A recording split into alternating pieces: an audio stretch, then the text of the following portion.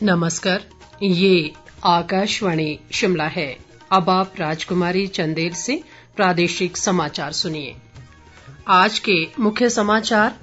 प्रदेश सरकार ने 2 अगस्त से 10वीं से 12वीं कक्षा तक के विद्यार्थियों के लिए स्कूल खोलने का लिया निर्णय। कोचिंग व प्रशिक्षण संस्थान 26 जुलाई से खुलेंगे।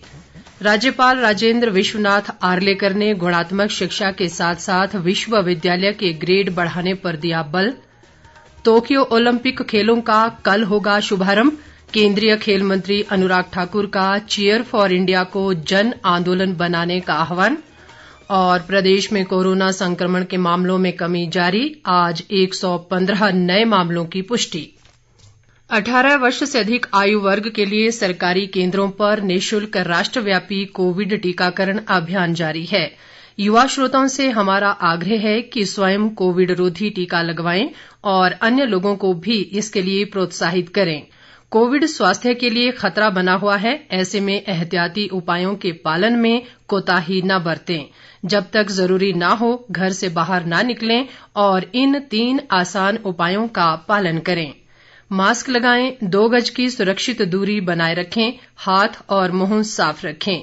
कोविड संबंधी जानकारी और मार्गदर्शन के लिए राष्ट्रीय हेल्पलाइन नंबर 01123978046 और 1075 पर संपर्क करें।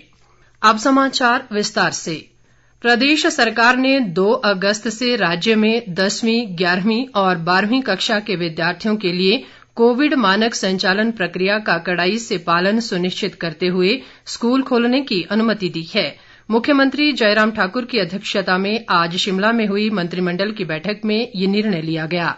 इसके अलावा 5वीं और 8वीं कक्षाओं के विद्यार्थियों को पढ़ाई संबंधी शंकाओं के निवारण के लिए 2 अगस्त से स्कूल आने की अनुमति प्रदान करने का निर्णय भी लिया गया। शोध विद्यार्थियों को विश्वविद्यालय प्राधिकरण द्वारा अधिसूचित तिथियों से विश्वविद्यालय आने की मंजूरी दी गई। मंत्रिमंडल ने कोचिंग, ट्यूशन और प्रशिक्षण संस्थानों को 26 जुलाई से खोलने की अनुमति भी दी है। मंत्रिमंडल ने कुल्लू जिला के निरमंड और शिमला जिला के कोटखाई व जुब्बल में एसडीएम कार्यालय खोलने को स्वीकृति प्रदान की। बैठक में प्रदेश सचिवालय में सीधी भर्ती के माध्यम से जूनियर ऑफिस असिस्टेंट आईटी के 100 पद भरने का फैसला लिया गया। इसके अलावा मंत्रिमंडल ने कांगड़ा जिले में नए स्तरोन्नत सामुदायिक स्वास्थ्य केंद्र गढ़मुला के सुचारू संचालन के लिए 3 अतिरिक्त पद भरने की मंजूरी भी दी। राज्यपाल राजेंद्र विश्वनाथ आर्लेकर ने आज प्रदेश विश्वविद्यालय शिमला के 52वें स्थापना दिवस कार्यक्रम की अध्यक्षता की। इस अवसर पर उन्होंने कहा कि शिक्षा जीवन का आधार है और किसी भी राष्ट्र का भविष्य युवा पीढ़ी को दिए जाने वाले विचारों पर निर्भर करता है। राजेंद्र विश्वनाथ आर्लेकर ने बेहतर समाज की स्थापना के लिए युवा पीढ़ी को बौद्धिक ज्ञान प्रदान करने और उन्हें रचनात्मक दिशा में आगे बढ़ाने पर बल दिया। राज्यपाल ने कहा कि विश्वविद्यालय के विद्यार्थियों ने ज्ञान, विज्ञान, कला और तकनीक के क्षेत्र में राष्ट्रीय व अंतर्राष्ट्रीय स्तर पर ख्याति प्राप्त की है तथा इस परंपरा को और सशक्त किया जाना चाहिए। राज्यपाल ने गुणात्मक शिक्षा के साथ साथ विश्वविद्यालय के ग्रेड को बढ़ाने की आवश्यकता पर भी बल दिया।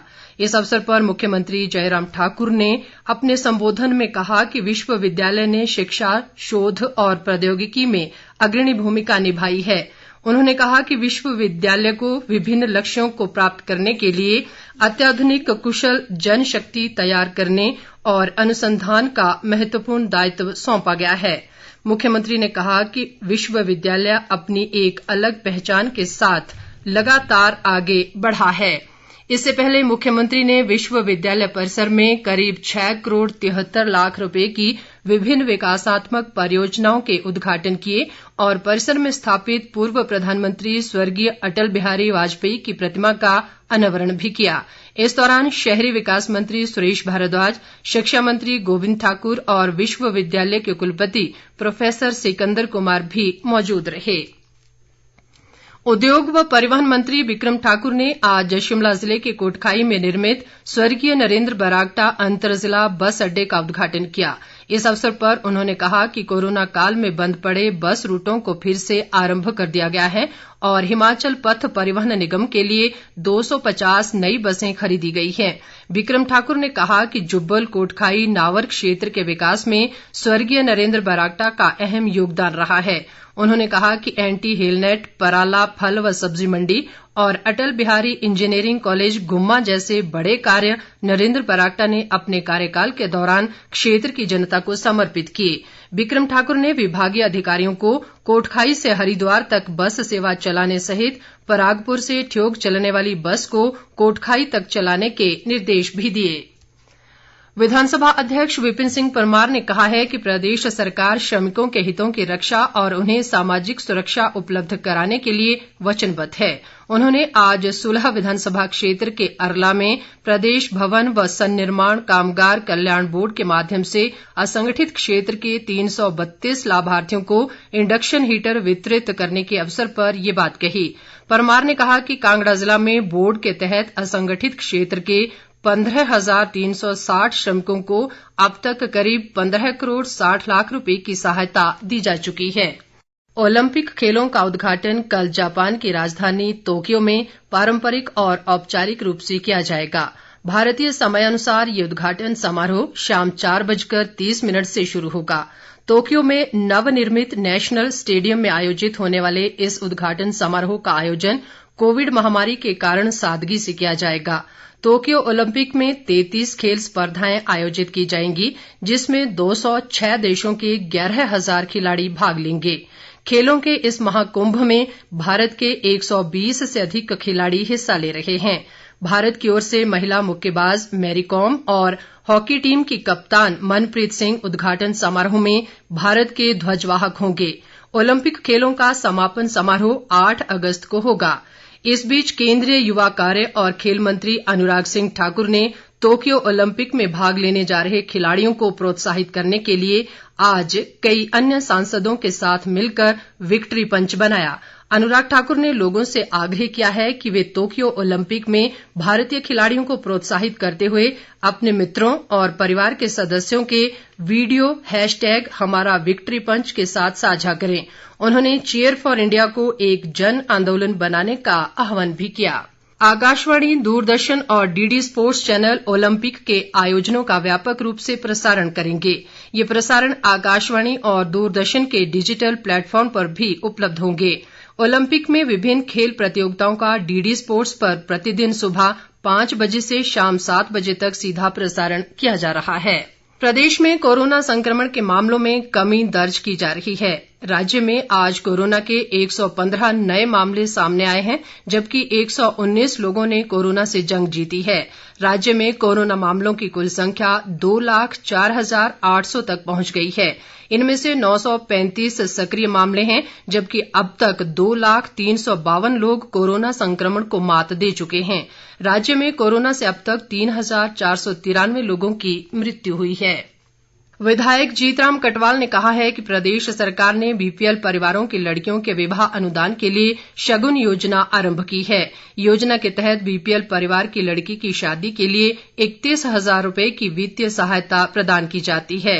कटवाल ने आज बिलासपुर जिले के झंडुता में 10 लाभार्थियों को 3,10,000 रुपए की वित्तीय सहायता वितरित करने के अवसर पर ये बात कही। सूचना व प्रसारण मंत्रालय के क्षेत्रीय लोक संपर्क ब्यूरो शिमला द्वारा कोरोना टीकाकरण के प्रति चलाई जा रही जागरूकता मोबाइल वैन द्वारा आज सिरमौर जिला के ददाहू, बिरला व पंजाहल में लोगों को जागरूक किया गया। इस दौरान ददाहू की मलिन बस्ती में मुफ्त कोविड टीकाकरण जागरूकता अभियान चलाया गया और लोगों को टीकाकरण के लिए जागरूक किया गया। इसके अलावा क्षेत्रीय लोक संपर्क ब्यूरो शिमला का जागरूकता वाहन जिले में विभिन्न स्थानों पर लोगों को टीकाकरण और कोविड उपयुक्त व्यवहार बारे जागरूक कर रहा है। अंत में मुख्य समाचार एक बार फिर। प्रदेश सरकार ने 2 अगस्त से 10वीं से 12वीं कक्षा तक के विद्यार्थियों के लिए स्कूल खोलने का लिया निर्णय। कोचिंग व प्रशिक्षण संस्थान 26 जुलाई से खुलेंगे। राज्यपाल राजेंद्र विश्वनाथ आर्लेकर ने गुणात्मक शिक्षा के साथ साथ विश्वविद्यालय के ग्रेड बढ़ाने पर दिया बल। टोक्यो ओलंपिक खेलों का कल होगा शुभारंभ। केंद्रीय खेल मंत्री अनुराग ठाकुर का चीयर फॉर इंडिया को जन आंदोलन बनाने का आह्वान। और प्रदेश में कोरोना संक्रमण के मामलों में कमी जारी, आज 115 नए मामलों की पुष्टि। इसके साथ ही ये समाचार बुलेटिन समाप्त हुआ। नमस्कार।